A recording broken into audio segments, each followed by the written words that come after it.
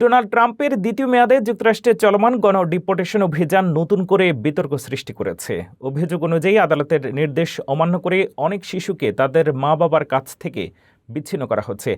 এইসব ঘটনার ফলে মানবাধিকার পরিস্থিতি নিয়ে উদ্বেগ বাড়ছে। পুরো ঘটনার বিস্তারিত জানুন প্রতিবেদনে।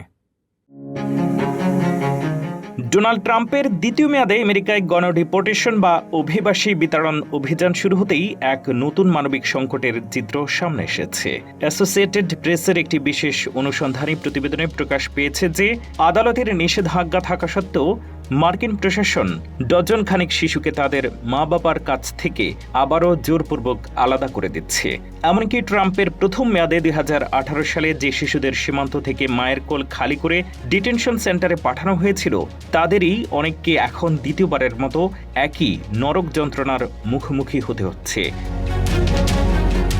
11 বছর বয়সী এডারসন গ্যালিসিয়া আলভার ঘটনাটি পুরো আমেরিকার বিবেককে নাড়িয়ে দিয়েছে। ফ্লোরিডার নিজ স্কুল থেকে তার মাকে আকস্মিকভাবে আটক করে কোনো আইনি প্রক্রিয়া ছাড়াই গুয়েতামালায় ডিপোর্ট করা হয়। ফলে এডারসন এবং তার বোনকে বাধ্য হয়ে গুয়েতামালার এক জরাজীর্ণ পাহাড়ি গ্রামে অত্যন্ত মানবেতর জীবনযাপন করতে হয়। পরবর্তীতে ফেডারেল আদালতের হস্তক্ষেপে তারা সম্প্রতি ফ্লোরিডায় ফেরার অনুমতি পেলেও মাত্র 2 সপ্তাহের মানবিক প্যারোল পাওয়ায় তাদের ভবিষ্যৎ এখনও সম্পূর্ণ অনিশ্চিত।